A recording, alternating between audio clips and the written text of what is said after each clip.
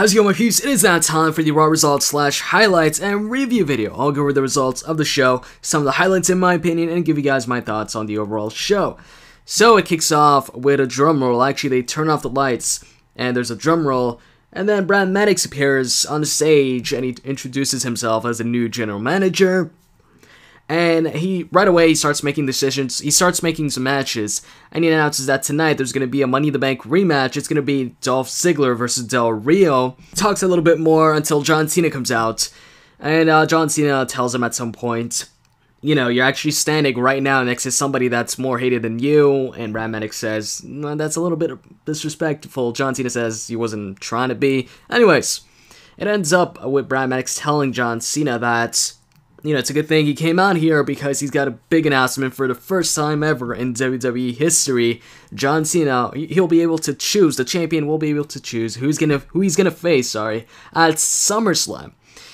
And at that point, John Cena actually starts saying that's a stupid decision, jokingly says that's, are you stupid? You know, I could pick Michael Cole, something like that.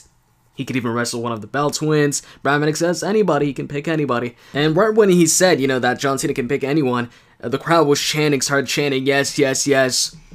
And Randy interrupts. Randy comes out with the Money in the Bank briefcase. He actually comes out, he's marching down the ramp pretty quickly, so kind of as if he was going to cash it in. But he doesn't cash it in, but he tells John Cena that he's not going to make the same stupid mistake that John did last year and tell John Cena when he's going to cash it in. But he also believes in being upfront. So he tells John Cena when he is going to cash it in, it's going to be when John Cena least expects it and he's not going to see it coming. And that's when Fandango comes out. Fandango comes out and he says, you know, Randy, you're not going to be facing the WWE champion. You're going to be facing, it's not going to be John Cena, it's going to be fun. And then he starts saying his name, and John Cena starts saying it with him. And right when he gets to the go, that's when Randy hits Fandango, starts attacking him. They start fighting. Fandango actually gets the better of Randy, and Randy rolls out the ring, but then right away goes back in, and he takes advantage and throws Fandango outside the ring. And then Maddox announces that up next, it's going to be Fandango versus Randy Orton. They have a pretty good back and forth matchup. Both of them look pretty good. And in the end, Randy hits the DDT from the second rope. Actually, the second turnbuckles or second rope. Because Fandango is on the top rope and Randy took him off the top rope and set him up for the DDT and hit it. And then taunted for the RKO, hit the RKO, and won the matchup.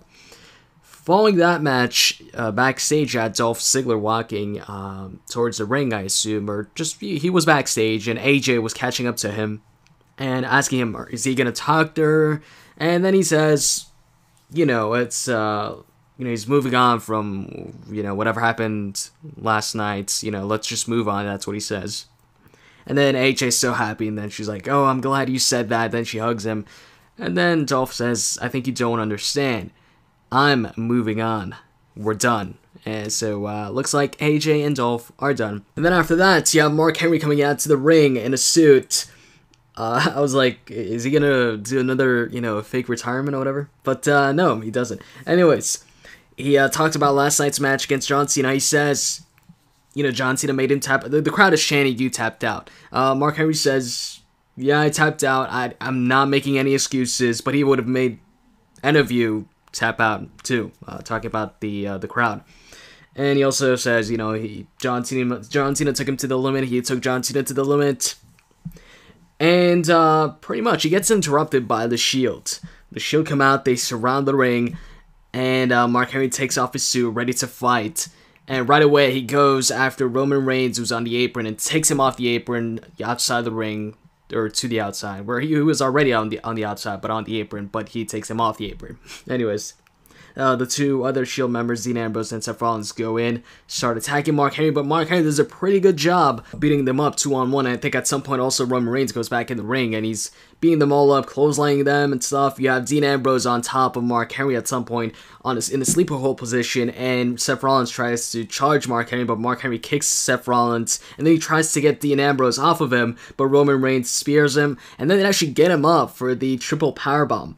I know Big Show I know they got Big Show up for the triple powerbomb, but I feel them getting Mark Henry up for the triple powerbomb was just more impressive. I think Big Show and Mark Henry at this point, they weigh about the same, but I don't know. Mark Henry's, I guess because he's not as tall as the Big Show, he looks a lot bigger.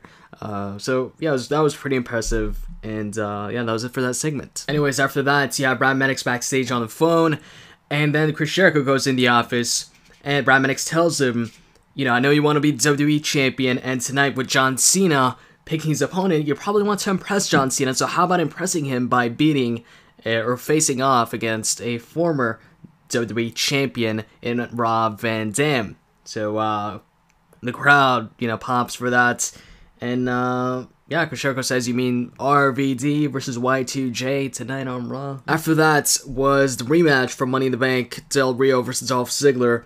And towards the end of the matchup, you had Ziggler hitting the top rope. Well, usually doesn't hit it from the top rope, but he hits the famous here from the top rope on Del Rio.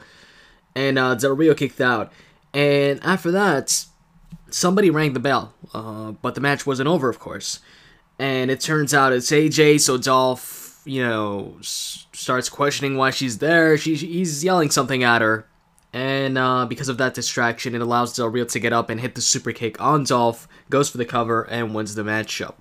After the match, AJ gets in the ring, starts slapping Dolph Ziggler, and then he turns around and Big E Langston clotheslines him and hits the big ending on Dolph.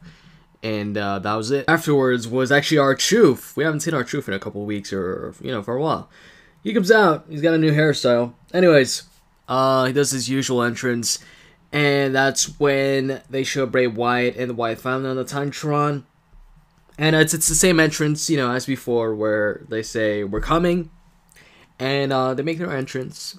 He sits down, Bray Wyatt sits down, the two others are in the ring, and they start attacking R-Truth. They take him out, take him outside the ring. They don't do the same thing they did to Kane, though. Bray Wyatt then goes into the ring, cuts a promo on Heroes. And then R-Truth gets back on the apron with a steel chair this time, and he wants Bray Wyatt. So the two other guys get out of the ring, and Bray Wyatt challenges R-Truth to get in the ring. So R-Truth does so, but he still watches his back because the two others are like creeping into the ring, or, you know, they're circling at ringside, and it looks like they're about to go inside the ring at any moment. And because of that slight distraction with R-Truth looking over at them, Bray Wyatt attacks R-Truth, and then the two others get back in the ring, and they start attacking R-Truth. And then they give him to Bray Wyatt, who hits a reverse STO on R-Truth. They then announce a poll that the fans get to choose tonight, the Real Americans' opponents tonight. And the choices are the Usos, or Primetime Players, or Tons of Funk. And the Usos end up winning. And so they have the match up, and before the match, you had Zip Coulter, of course, cutting a promo. He cut a promo on Brooklyn. And, anyways, as far as the match goes, Antonio Cesaro, I believe, was going for a gut wrench suplex, but one of the Usos countered that into a roll-up and won the matchup for his team. Following that was Damien Sandow coming out. He actually got a decent pop. He kind of got a face pop in the beginning once his entrance team hit. Anyways, he faces off against Christian, who, by the way, I hear got a chip too from the Money in the Bank ladder match last night when from a punch from Sheamus. Anyway, Christian actually wins the matchup. He wins the match with a roll-up. I think Damien Sandow was gonna go for the elbow of the Stain, but Christian countered it, or, you know, got out of the way and rolled up Damien Sandow to win the matchup. So I'm happy Christian gets a victory. And after the matchup, right after they announced Christian as the winner, Damien Sandow demands for the briefcase. He grabs the briefcase, grabs the microphone, and says, but still, you know, your intellectual savior of Money in the Bank. And that's when Cody comes in. He goes inside the ring and spears Damien Sandow, starts hitting him with punches. Damien Sandow quickly gets out of the ring, out of Cody Rhodes' way.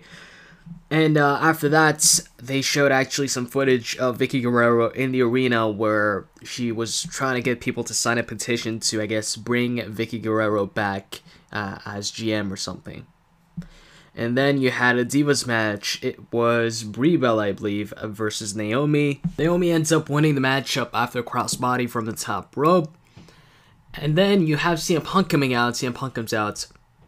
And and he pretty much right away calls out Paul Heyman and Brock Lesnar. He says he knows they're both in the arena tonight. Paul Heyman comes out, and they cut this great back and forth promo, Paul Heyman and CM Punk, where Paul Heyman basically admitted that he lied, and, he lied so the history can show that Paul Heyman dumped CM Punk and not the other way around. And then he says, CM Punk talks about Paul Heyman's future and how he's going to beat or make everybody that's associated with Paul Heyman suffer, all of his clients. And Paul Heyman says, let me spell something out for your future, for your very near future, or immediate future. And then he does CM Punk's whole "it's clobbering time" thing and yells out, "it's clobbering time." When he does that, Brock Lesnar's music hits, he comes out, him and CM Punk brawl. Well, actually, before they brawl, Brock Lesnar was about to get inside the ring. CM Punk was waiting for him with microphone in hand. Paul Heyman came from behind CM Punk and, hit him in the back. And then Brock Lesnar dragged CM Punk outside, and that's when they started fighting outside. Brock Lesnar threw CM Punk against the barricade twice. CM Punk would fight back, but Brock Lesnar would always, overpower CM Punk. He grabbed CM Punk, also shoved him in the steel post. In the end, he hit the F5 on CM Punk on the announcer's table. The announcer's table didn't break, but it was a very, very nice segment, cool segment. After that, they had Maddox backstage, and Stephanie McMahon comes up to him, asking him, what he thinks about his first night as GM. It's a big night.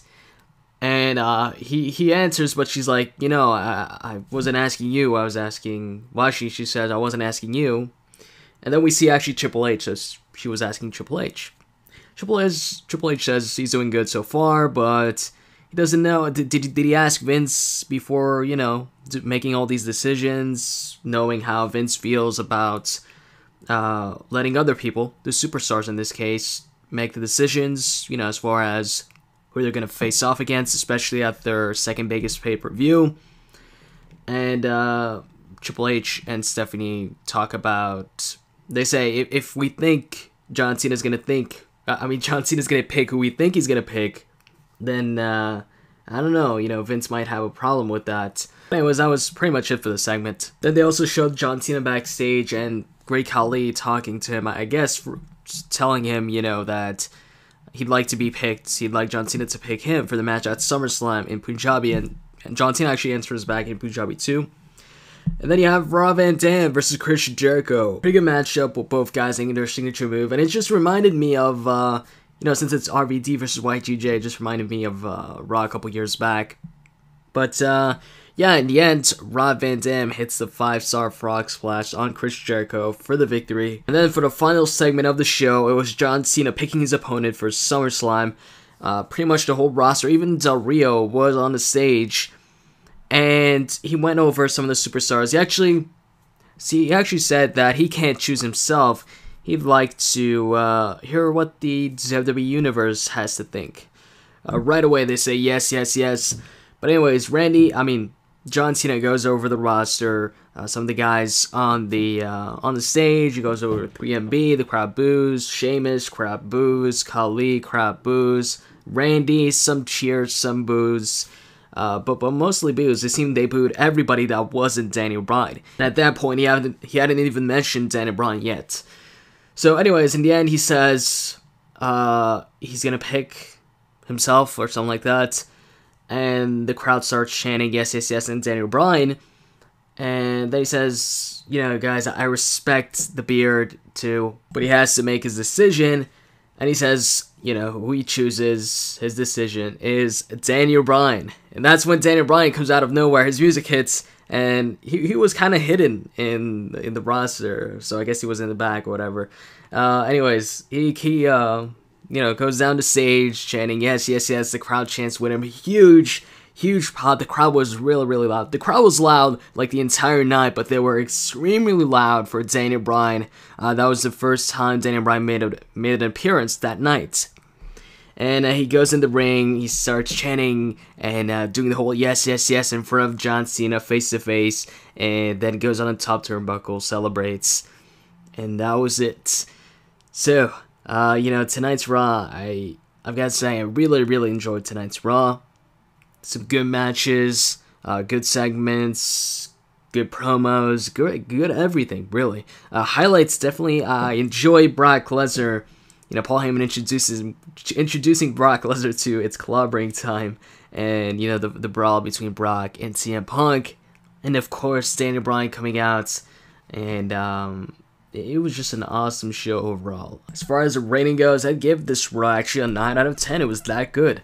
These past couple of Raws have been really, really good. So that's pretty much it. I hope you guys enjoyed this video. And by the way, I know there's no gameplay here. I'm not always going to be posting up gameplay on the Raw results / highlights video.